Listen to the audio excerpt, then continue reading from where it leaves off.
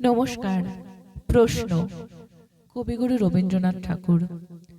ভগবান তুমি যুগে যুগে দূত পাঠায়েছ বারে বারে দয়াহীন সংসারে। তারা বলে গেল ক্ষমা করো সবে, বলে গেল ভালোবাসো, অন্তর হতে বিদ্বেষ বিষ্ণাস।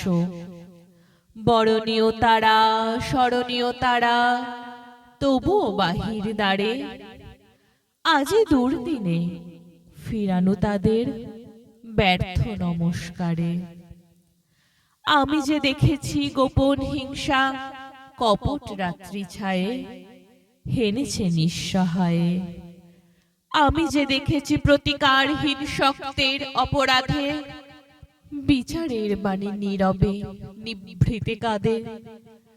আমি যে দেখিনু তরুণ বালক উন্মাদ হয়ে ছুটে কি যন্ত্রণায় মরেছে পাথরে নিষ্ফল মাথা কুটে।